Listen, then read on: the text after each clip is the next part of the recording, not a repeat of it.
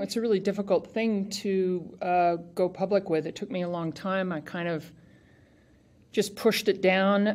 But basically, from 17 until about 22 and a half, I had a relationship with my primary coach that crossed over all boundaries. It became what you would classify today in today's world as sexual abuse, abuse of power, because, if you're a student of a teacher or a coach or, any position of trust and power, you really have to keep the boundaries firm. We know a lot more now than, say, back in the late 70s, early 80s.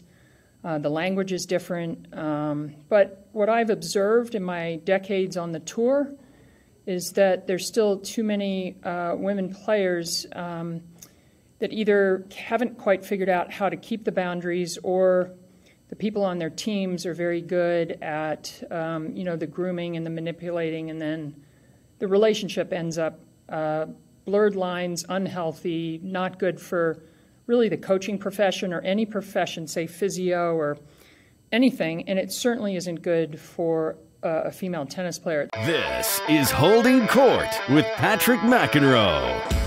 All right, everyone, time for another edition of Holding Court, and suffice to say that Pam Shriver has done all it takes to be able to get the technology up to speed.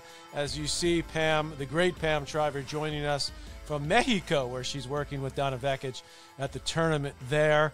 Pam, thank you for all your hard work to get up and running. We appreciate it.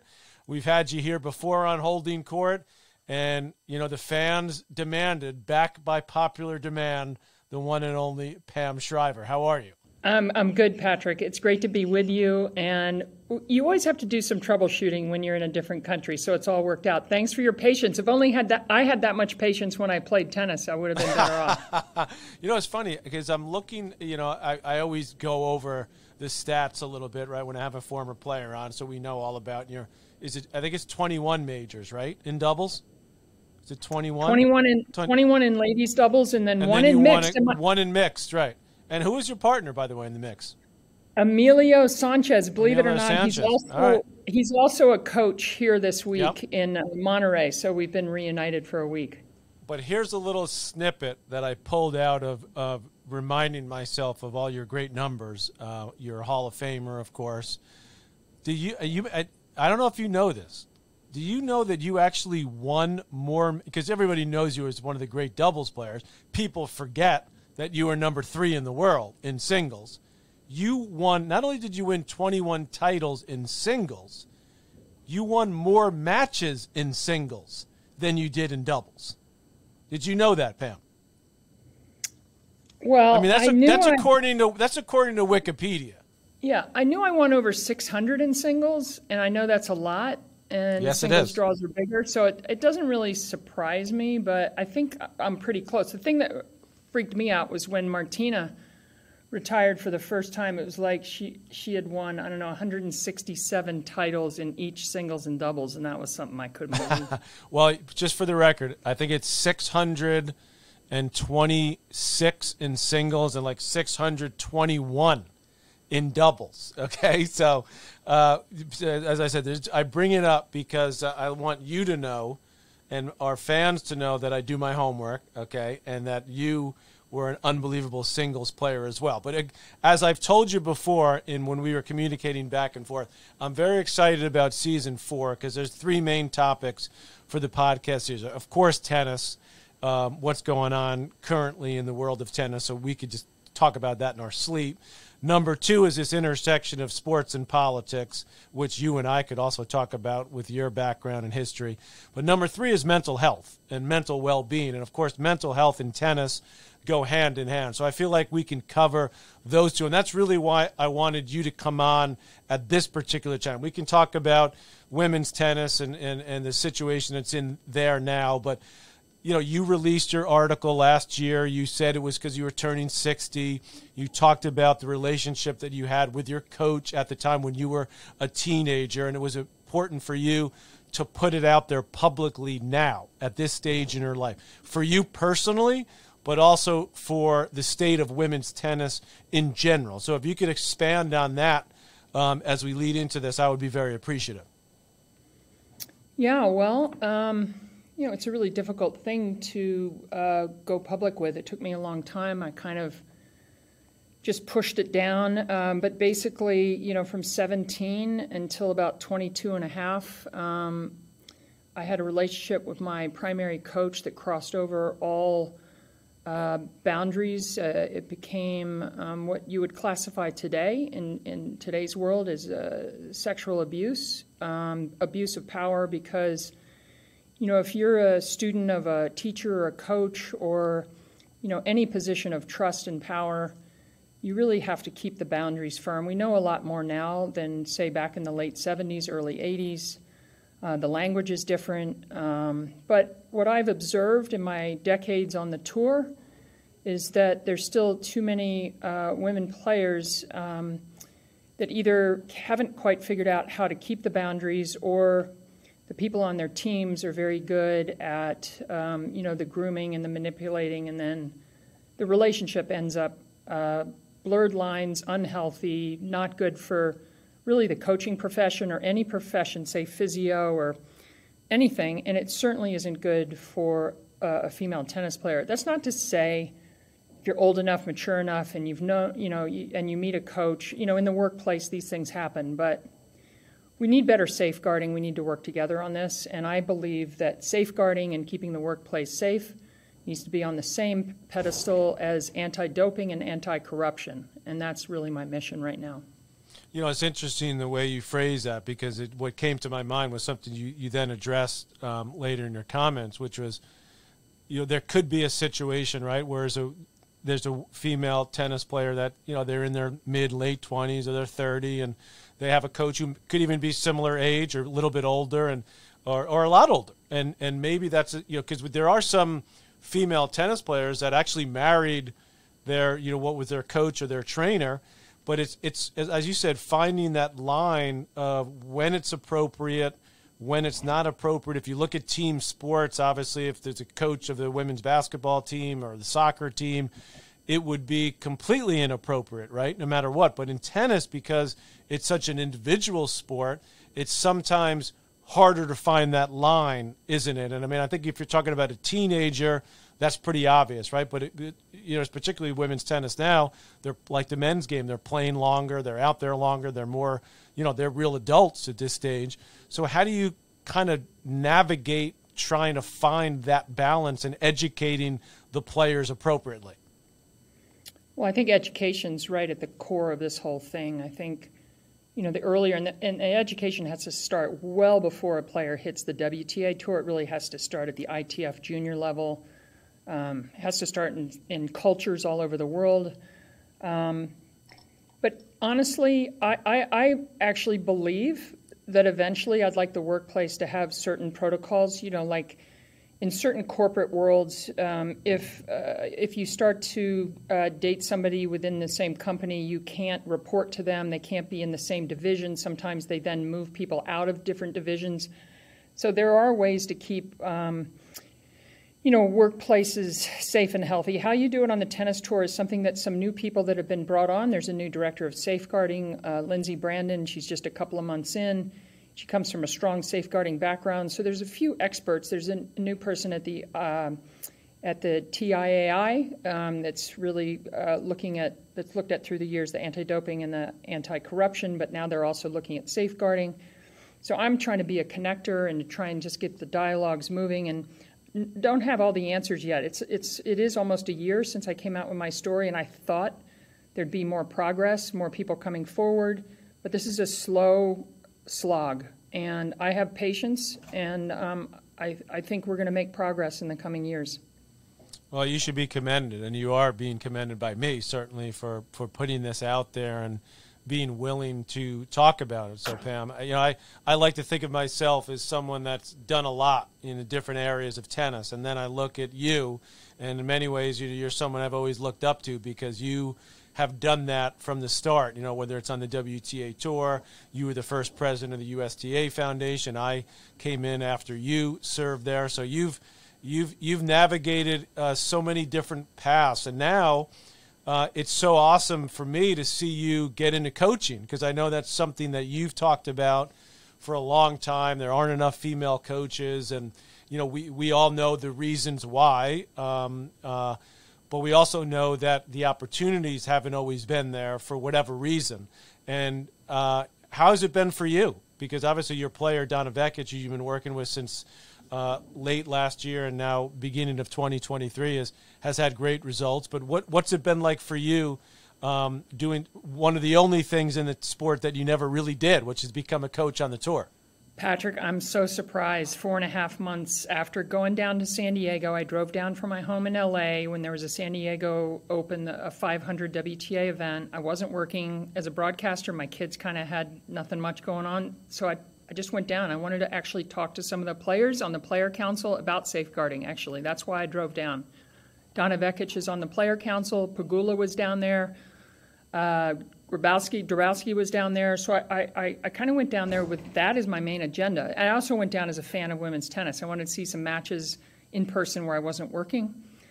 And so I contacted Donna. We met after she won her qualifying match. She was ranked about 75 in the world. And of course, like you and I, whenever we watch a tennis match, you kind of start to analyze. You start to look at it. You look at the tactics and you just look at things, right? So actually, my first conversation before we got to safeguarding or anything, I said, we talked about her match a little bit. I said, "Are you open to some input?" She said, "Yes." And there you have it. That's how it all started. That's how it started, right? Yeah, and then she got the finals of San Diego. She wanted me to watch as many of her matches there, and I ended up flipping my week around. I didn't really have a lot going on, and I ended up watching her play, and she beat Sakkari, Pliskova, Sabalenka, and Daniel Collins to play Swiatek in the finals. And at a set apiece, I'm like, wow, this is some rookie accidental debut. And then she's been rolling ever since. And it's more about clarity of thought and some things that I learned from when I played, some things you learn as a broadcaster that are really important. And she's been a great listener. And it's been an unbelievable first experience for me. See her ranking go back in such a short period of time from 75 to now 27 in the live rankings. So can't ask for more. Amazing. I mean, that's an incredible start, and obviously you're enjoying it. She's enjoying it, and that's a recipe for success. So when you talk overall, though, Pam, about what you see on the tour, I want to go back to the safeguarding and to the mental health, and obviously the big story, and one of the big stories in women's tennis in the last couple of years has been Naomi Osaka, her willingness to put that story out there, which I thought was extremely courageous. Of course, we now know that she's out waiting for the birth of her child, and we wish her all the best and hope she can come back to the tennis courts. But so what you've seen just in the last couple of years, the COVID, the pandemic, how that affected people, where do you see the state just overall of the mental health on the WTA tour of the players? Obviously, that's a general question, but with your experience and your knowledge and now being sort of in the locker room a little bit more, what do you see? Well, I see things totally out of the closet now. As far as us as a sport, realizing it's really important. Patrick, you just mentioned all the many different factors. COVID was the most unusual, unique, hopefully once in our lifetime experience, and to go through it, and as a tennis player, as a young professional athlete trying to play a global sport with a shutdown, and then the way they were conducting press conferences and everything about tennis, except when you walked out on the court and you kept score and the lines were the same, but almost everything else for a while was totally different. That alone brings a lot of stress.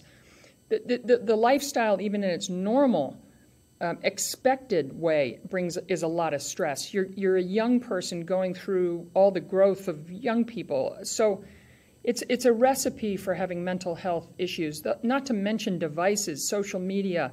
Like you and I both have 3 teenagers, and my heart breaks for teenagers of this era because they haven't really had what we had, Patrick, which was a teenage life that wasn't full of the stressors of social media. So you put it all together, and it's a perfect storm for a lot of people to struggle. So it's funny, when I first started to sit down today to record the podcast, I actually was in the mental health office. That was the quietest office for me to be in. So they have a mental health support person, even at a WTA 250. So there is a lot of resources being spent, but and the player, again, they have to realize that they need the help and want the help. So I'm glad that it's out of the closet and it's being addressed. Well, that's a great news. I mean, to me, that's great news that they actually have someone, excuse me, on site. So is that happening at all the WTA events now, where if a player is experiencing whatever issues they have, they can actually go to a professional? That's not part of their team per se. That's just part of what the WTA provides, just like they provide physios and massage therapists at all the locations. They now supply that as well. Correct. So like when I started in 1978, the only support person was an athletic trainer. They weren't even a full physical therapist. And the upgrading in the whole health service world has been incredible on both tours. And I think the WTA is the leading sport for women globally, so why wouldn't they be the leading sport for bringing mental health on the road? They have a director of mental health. They now have a director of safeguarding. There's still a lot of work to do, and WTA still needs to just not rest for 1 second. Well, clearly you're not, and women's tennis or tennis in general is better off because of that. All right, let's shift gears a little bit, Pam, to just what you saw. Obviously, you were down in Australia working with us at ESPN. You were on the ground there. You were working with Donna, who had a great tournament down there. Overall, give me your thoughts on what you saw on the women's side, and then also want to hear what you thought about what we saw from Novak Djokovic as well. So start just overall with how Donna did, which I know was a great run, and then, of course, what ended up happening with really a great women's final in the championship match, Sabalenka winning that. Well, for me personally, my kid's dad, he's Australian, George Lazenby. My kids are all dual citizens, and part of the greatness for the trip for me was to bring my oldest son, who's now 18. He's not in school currently, so he was able to go down as an adult, as an Australian citizen, and see his other home country, and also to do some work. I know you guys had the tough end of the deal in Bristol, but to be able to be in person to help Donna for the first major of the year was important. I was happy ESPN allowed that to happen. So it was great to be down under. That was kind of where it all started 3 years ago when we heard whispers out of Wuhan. So it was great to be back. It was wonderful. And then obviously she had a terrific run to the quarters or second quarter final of a major ever and lost to Sabalenka. It's always nice, if you're not going to win it, to lose to the eventual champion. I thought Sabalenka's story, where she came from a little over a year ago when she could hardly get a serve in the court, someone who's worked so hard on every aspect to try and get the serve so that it's a weapon again. And the way that final against Rybakina was one of the great big hitting women's final in the history of tennis. It was a joy to watch.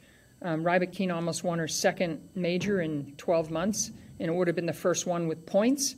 But I thought the Sabalenka redemption from the yips on the serve is really one of the great stories ever. Absolutely. I mean, it was to see the way she was able to come back. And, we were all saying in the Australian Open last year that, she's going to need to take 3 months, 6 months off to just deal with this, because it obviously was so not only technical but even more psychological at that point. And she worked through it. I mean, she was even competitive last year at the Australian Open. Then, of course, kind of refound it. And, boy, she was amazing under pressure. And, look, and we've seen it so often in women's tennis in the last 5-7 years, trying to win that major, particularly when you've been as good as she's been. She's been knocking on the door, and then you get the, when is she going to win one? And then against a red-hot Rybakina who beats Swiatek and, was awesome in the tournament. It was amazing. I mean, you talk about well-earned and deserved. That was definitely that first major title for Sabalenka. Yeah, and, since someone like myself, I didn't get to win that first major. I'm always, in singles, I'm always cheering for that first major to happen.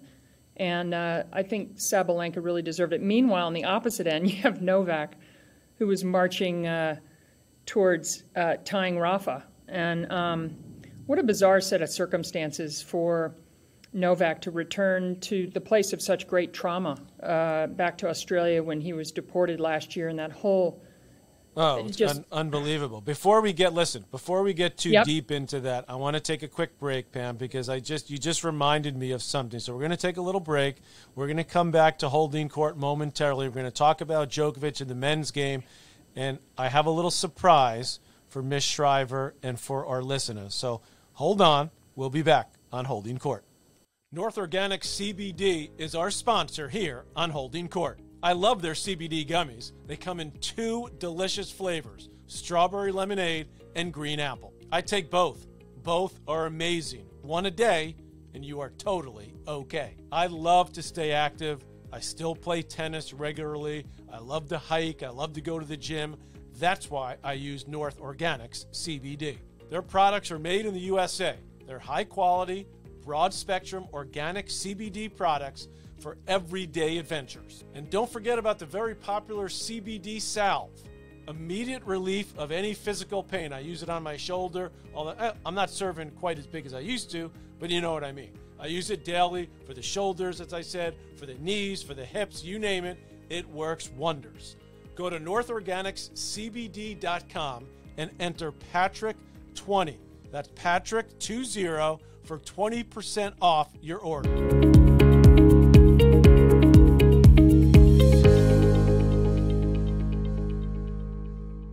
All right, we're back. Patrick McEnroe here on Holding Court. Pam Shriver joining me from Mexico, where she's still working with Donna Vekic, and what a great start they've had to their partnership.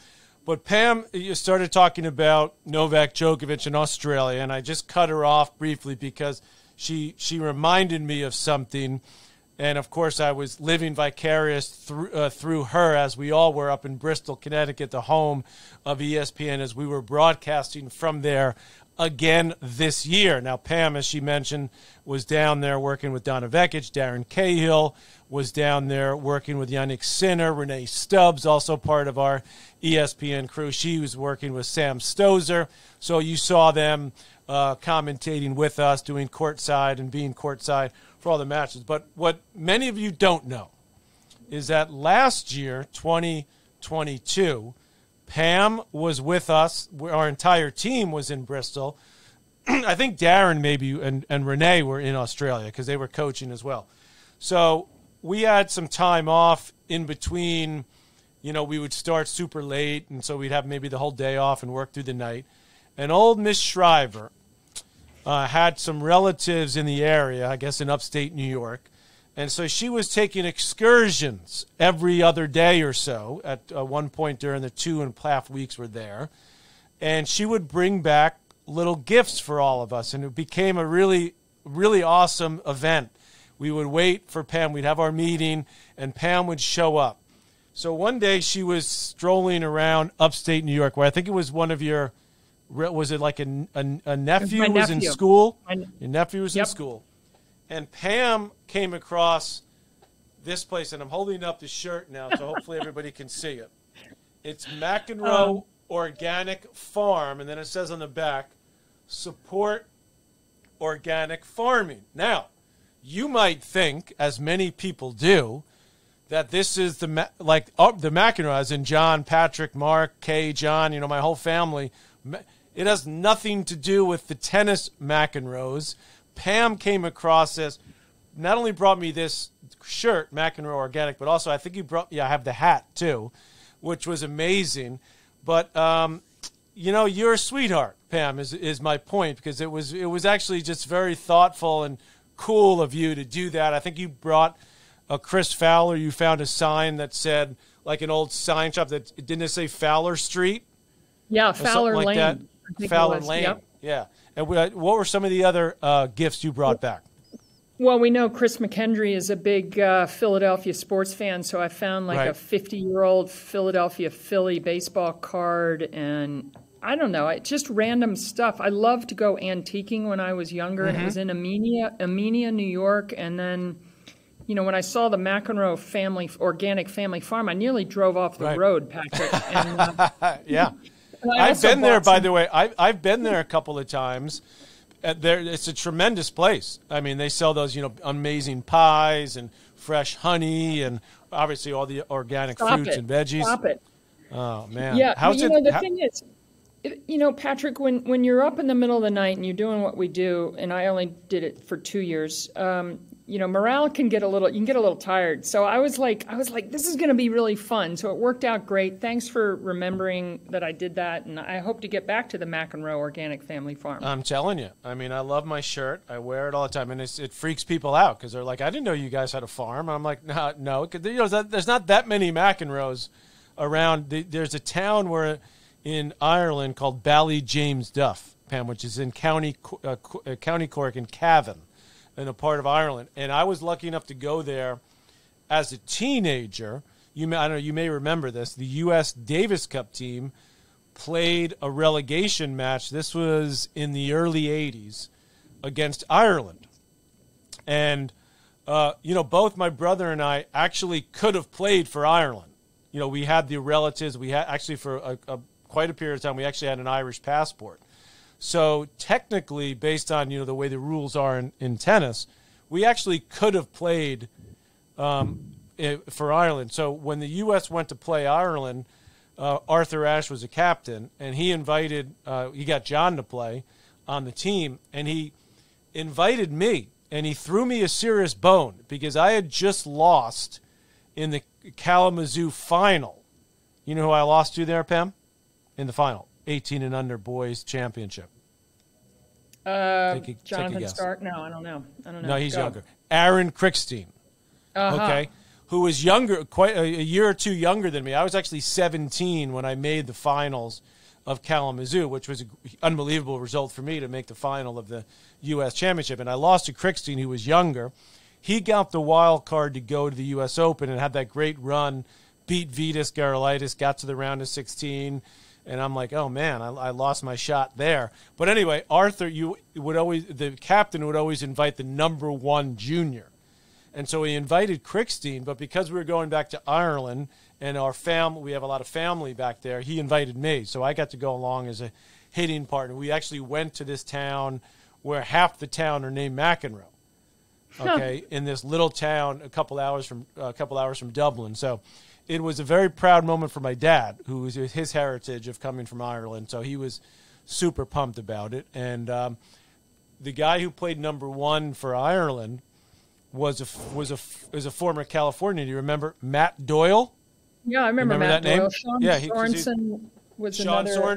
Sean Sorensen was actually from Ireland. Like, he was a legit, player from Ireland. So he was their second guy. And anyway, so that was my Irish story. But yeah, that McEnroe Organic Farm is a great place. If you're ever upstate New York and you see it, go get something there. No proceeds coming to this McEnroe family, but God bless those other McEnroes. All right, so let's get to the men's tournament. You were talking about Novak, and I mean, the biggest thing to me going into the whole swing in Australia was how the crowd was going to receive him.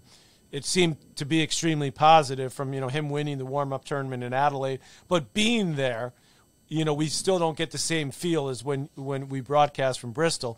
What was it like? I mean, what were the people on the street, the people at Melbourne Park saying about Djokovic being back and then, of course, going on the run where he, totally dominated the tournament?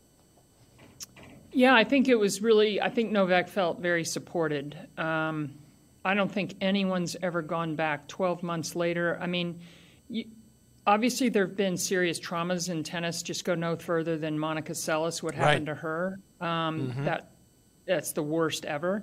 But, this was a really difficult thing for everybody. Novak, the tournament, and obviously Novak brought it on himself by the choices he made surrounding the vaccine for COVID. But still, it was really messy a year ago. So to come back and kind of go back to the scene of all the embarrassment and being deported and being in that detention center and, being humiliated, brought back to the airport to leave under the threat that maybe he couldn't come back for 3 years. So we don't even know the amount of stress he was really feeling internally. And then he had the hamstring strain. So it was one of the most extraordinary runs to win a major, even though he's won. Can you help me remember? It's 21 now, right? 22.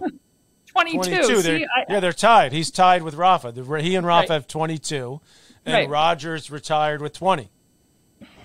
And Serena, how many does Serena have? 23. She retired at 23. No hesitation there. Yeah, but I'm telling you, getting all the numbers straight, Patrick, and being like I didn't do much homework going into this, but the point is, You don't need to do homework for this. I think this was the most special one for him, even though Australia's been like his, Rafa's version of Roland Garros. This was unbelievable, the mental strength. And that's what I've learned. And I played with Martina. Martina left no stone unturned. And that's, she would look at everything from nutrition she looked at things that were 10, 15 years she was ahead of the game. I feel like Novak's the same way. And he's also extraordinary talent. But he just does everything right. From data, he's got data coming in on how to play. He's got, the right kind of recovery science that I don't think other of us will hear of in 5 years. He's doing it all now. No, you're absolutely right. And I think you're right about, you look at the scores and, he lost one set the entire tournament, was so dominant. But I think we saw his reaction, the emotional side, which I think you're spot on about. Obviously he had to deal with the slight injury early on in the tournament, which he navigated, which he's been the master at doing that. But the reaction after he won, he still had that typical Novak thing, like, I'm sticking it to everybody. I did, but then when he went to his box, to his coach, his family that had been there.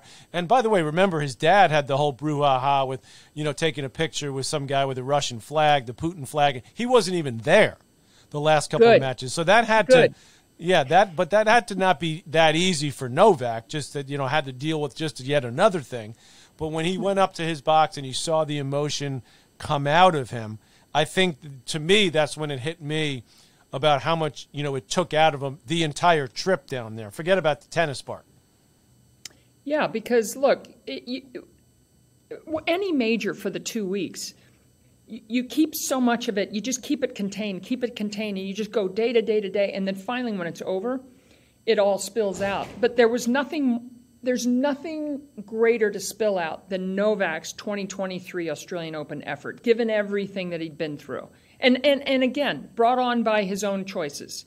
Because one of the things I did hate was it was a little bit of gaslighting. It was a little bit of like, Novak had nothing to do with this. He was just sort of like the victim, right? He wasn't the victim. He was like in charge of this. He decided to not trust the science, and he paid the consequences. But of course, you still take in the human side, trying to compete, trying to win a major, win 7 matches. I mean, he was unbelievable. I will always remember that run to that title. And it looks like he's still going to be paying some of those consequences, at least in the immediate future, because it doesn't appear that he's going to be allowed to come in for Indian Wells, the BNP Paribas Open, and, of course, the Miami Open, those events coming up. So let's look ahead a little bit, Pam, before I let you go, and I appreciate you figuring out how to get on from Mexico and do this while Donna is preparing for the rest of the tournament there. Swiatek, still looking good despite losing in Australia.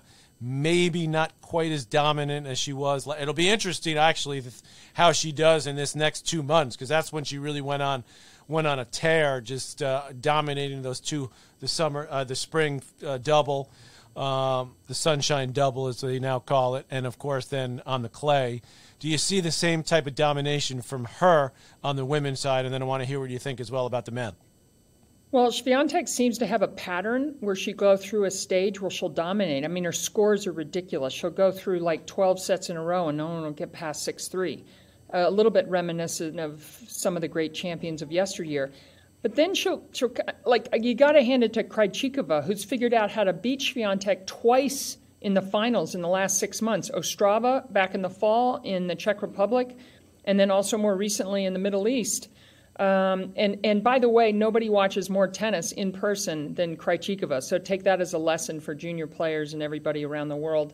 I think you've got Rybakina, you've got Sabalenka, Krejcikova starting to come back. If we can get 1 or 2 more of the women who've won one major and then kind of backed away, if they can kind of rise the way Krejcikova has, women's tennis can suddenly get really competitive again. I think going into the French, Swiatek's going to be the heavy favorite on her favorite surface.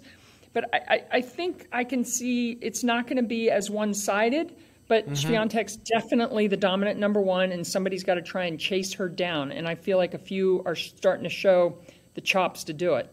Well, 2 things I want to respond to about that. Number one is you're 100% right. Tennis fans that are not hardcore tennis fans want to see players that win multiple majors, right? So whether it's an Ostapenko or Krejcikova, even on the men's side, teams disappear since he won his. Medvedev hasn't been the same, though he's starting to come back a little bit. They want to see players that have done it, not just once, but multiple times. So we'll see what happens on the women's side there. Here's what I want to ask you about the women. You didn't mention any Americans. So there's Coco Gauff, there's Jess Pegula, who's obviously right there at the top. You got Collins, you've got Anisimova. Just give me sort of an overview of where you see the American women as a whole at the moment. Well, I think the two you mentioned first, Pegula and Gauff, lead the way. Huge credit to Pegula in every way to figure out how to get 3 in the world.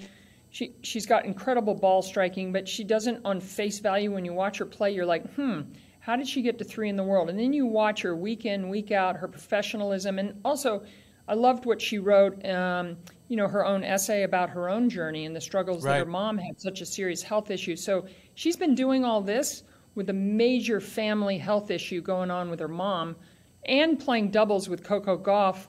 So one of the best, it's a throwback. She actually entered all 3 events in Australia. She lost early in mixed, which probably helped. I give a huge amount of credit to Pegula. Also comes from a family of great wealth, but she works hard. You wouldn't know it. Coco Gauff, I heard you and Mary Jo on your podcast not that long ago discuss. She knows obviously golf a lot more than I do. I think we're all concerned about whether the forehand's just going to be never quite good enough. Because to get to the top with a forehand that breaks down is not that easy. It's happened before. Sanchez Vicario got to number 1, but it's not that easy. So she's got to figure out how that shot's going to stand up under pressure. I feel like the serve's gotten a lot better. So Coco Gauff, I love everything about her. It's just that one question I have on the forehand side, which is crucial, as you know. And any of those other names stand out for you? Collins, Anisimova, Alicia Parks had a big tournament win. The veterans, Keys and Stevens. Anybody in that realm, or somebody that I didn't mention that's another youngster coming up that you think they could make a breakthrough and be a top. But because I'd say Gauff and Pegula. I mean, Pegula's already there, but they're certainly top 5 type players. Anyone else you see in that category? Not right now. I mean, I think they can all be good. Collins has struggled physically. She's not where she was a year ago. Parks has had a tremendous run, but she's kind of struggled living with a seed by her name the last couple of tournaments. I always want to eyeball how does somebody handle the pressure once they've had their run, whether it's winning a major or winning a regular tour event. And that's where people have fallen down. And maybe that's how they can go get some mental health training as well, is how to live with the fact that you're the last one standing for a week. And that's what you want. You're not afraid of it. You got to embrace it. Well, some of the male players might need some help in the mental department. I say that slightly tongue-in-cheek, of course, taking seriously the real mental health issues, but the issue of knocking on the door, right? When you've got Novak, obviously Rafa's a question mark at the moment with his health, but I'm talking about the Tsitsipas's, Sinner, who's on his way up. He's got Darren Cahill in his side. Rublev, Medvedev's 1-1, but can he get back? So when you look at where the men's game is it just Novak and everybody else at this point? As we look ahead to these next 2 hardcourt tournaments, he won't be able to play likely, and then of course, most importantly, to the clay court season and to the French, and then Wimbledon, where to me Novak is a huge favorite. Right. Well, I think the biggest question on the men's side is going to be, will Rafa be good enough to have a clay court preparation, and can he win 15 at Roland Garros? Everything else is, to me, Novak's really at the best. I mean, great to see Alcaraz come back, win Buenos Aires, get to the finals of Rio, but now he suffered another little injury. I feel like that was too soon for a 19-year-old who's come off an injury. So you got to make smart decisions everywhere. But listen, I played in the era of Martina, Chrissy, Graf, where it became mental because they were winning all the majors. So it's a similar thing now. But you had Alcaraz break through, and there will be more opportunities. But who's mentally big enough and doesn't have baggage that they're going to be afraid of the moment? I mean, I can't wait to see those moments. A semifinal and a final of a major with a new guy trying to win it. I mean, Wimbledon last year with Kyrgios in it was fascinating. Right. So I think we're going to have some of those surprises this year, and we'll just see how they handle it. But Novak's the guy to beat. Yeah, well, you got that right, and you also got a lot of other things right. And I'm going to ask you one more thing before I let you go, because I asked you about the American women. How about the American men? You know, we've been getting some tough times, tough roads, criticism. I put myself because I feel like, you know, I root for the American guys the same way we root for the women. So it was an amazing tournament down there, you know, with Shelton, with Tommy Paul. Who am I missing? Michael Moe, J.J. Wolf, Korda. Yep. You know, who do you like the most? Don't forget our buddy Francis Tiafoe from your neck of the woods, who's still playing extremely well. What's your take on you know, who's got the best shot out of those guys to be a major winner, or let's say a major finalist at this point? How about just that? Because Fritz has gotten to a semi, so is Tiafoe. How about getting to the final of a major? I'm not going to say winning it yet. First off, did Taylor Fritz get to the semi? I know he lost to Rafa. Semis of Wimbledon. Was that the quarters? That's right. You're right. It was the quarters. I apologize. Yeah, you're right. Well, that's okay. Quarterfinals. So, but we had 2 in a row, and that was a huge breakthrough for U.S. because can you believe it? 20-year anniversary of Andy Roddick winning the U.S. Open is right now. It's 2023. I never would have imagined when I was growing up and when I played the tour that it would be a 20-year gap between U.S. man even getting to a final, as you said. I think any of those guys you mentioned could conceivably. I'd give the best chance to Taylor Fritz to get to a final. Okay. I would give Francis I think he loved what happened at the Open. He tasted it. Wasn't scared of it. He just has to still keep the maturing going along and being that full-on professional, 52 weeks of the year, even if he's taking a week off from tennis. But I love the talent. They're all pushing each other. What Tommy Paul did at the Australian, fantastic. To taste the Final Four should just make you hungrier. And then the whole group pushes each other. We've seen that phenomenon in other countries, at academies. So they're pushing each other, and I think I think they're going to break through in the next 12 months. I hope you're right. It was a fun Australian Open to watch them do so well. Got a lot of buzz back here.